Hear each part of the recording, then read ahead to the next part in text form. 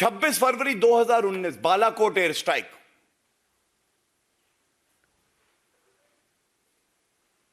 तमाम आतंकवादी जो उनका आतंकवादी अड्डा था वहीं पे नेस्त नाबूद कर दिए गए।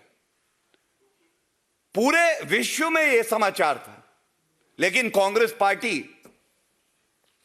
कह रही थी कि हमारी वीर सेना ने कुछ नहीं किया, जान जोखिम में डाली तो क्या है, केवल कौवे जो पेड़ पे बैठे थे वो मार दिए हैं।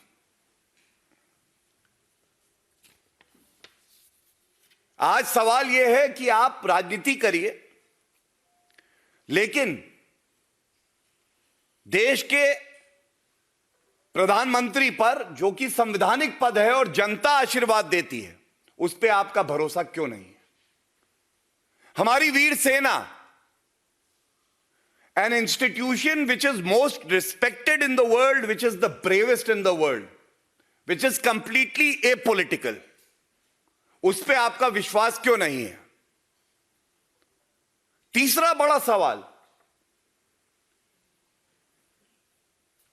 आप भारत जोड़ो यात्रा की बात करते हैं और हमारा यह मानना है कि भारत अखंड था, अखंड है, अखंड रहेगा।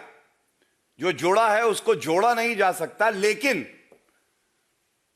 आपकी समझ देखिए, आपकी या तो मंशा में खोट है, नियत में खोट है कि आपकी ये यात्रा कश्मीर में होती है और पुनः कई वर्षों के बाद फिर से प्रमाण की बात की जाती है।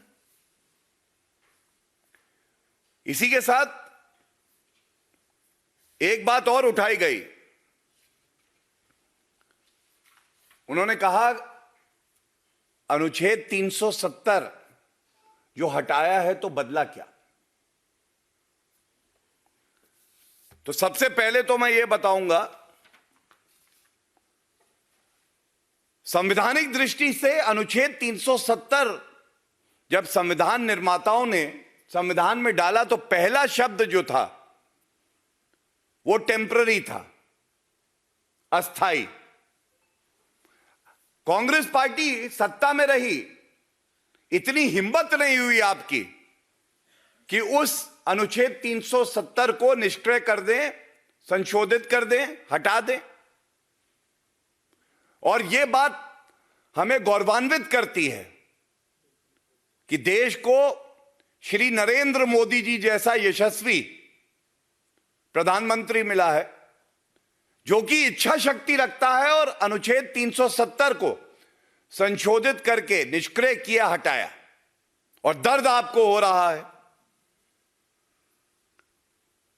लोकतंत्र में जनता के आशीर्वाद से बड़ा कुछ नहीं है, तो यह कहना भी गलत नहीं होगा, चाहे सर्जिकल स्ट्राइक हो, चाहे बालाकोट एयर स्ट्राइक हो। 2019 के लोकसभा चुनाव के परिणाम जब आए तो यह स्पष्ट हो गया कि देश की जनता भारतीय जनता पार्टी के साथ खड़ी है और वीर सेना के साथ खड़ी है। और जो लोग अनर्गल बयान लगा रहे थे, राजनीतिक दृष्टि से आज वो शून्य है, उनका अस्तित्व खतरे में है। एक बात मैं और कह के अपनी बात को समाप्त करूंगा। अनुच्छेद 370 में राहुल गांधी संविधान की शपथ तो ले लिए, लेकिन कभी संविधान खोल के वो पढ़ा नहीं कि ये जो अनुच्छेद है ये टेम्पररी है। बल्कि मुझे ये दिखाते हुए शर्म आती है एक नागरिक के तौर पर, 2019 के चुनाव से पहले उनका मैनिफेस्टो का वो कागज लेके आया। कांग्रेस पार्टी ने अनुच्छेद 370 पर संविधान की जो मूल भावना है उसको परे करके क्या बोला, उन्होंने कहा 26 अक्टूबर 1947 को इंस्ट्रूमेंट ऑफ एक्सेशन पर हस्ताक्षर किए जाने के बाद से कांग्रेस जम्मू कश्मीर के घटनाक्रमों की गवाह रही है। कांग्रेस इस बात को दोहराती है कि पूरा जम्मू कश्मीर भारत का अभिन्न अंग है। हम राज्य के इतिहास का भी सम्मान करते हैं, जिसके तहत राज्य ने भारत में विलय को स्वीकार किया, और यह सबसे महत्वपूर्ण है, जिसकी वजह से भारत का संविधान में अनुच्छेद 370 को शामिल किया गया।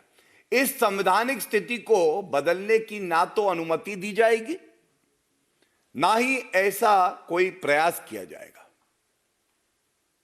आज राहुल गांधी ये उत्तर दे, उनका अनुच्छेद 370 पे क्या रुख है, स्टैंड क्या है? भारत कह रहा है, इतनी हिम्मत भी नहीं होगी कि अपना स्टैंड बता दे। और यही दर्शाता है किस तरह से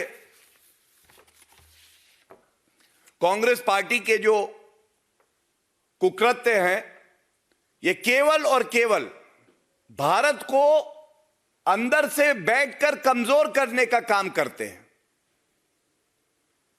भारत खुशहाली की तरफ बढ़ रहा है। विश्व पटल पर श्री नरेंद्र मोदी जी आज विश्व को दिशा दे रहे हैं। यही बात कांग्रेस पार्टी को अखरती है। और कांग्रेस की हालत तो यह है कि अभी जब मैं आ रहा था, सवाल पूछा एक पत्रकार ने दिग्विजय सिंह से, तो जयराम रमेश उस पत्रकार का हाथ झटके से हटाते हैं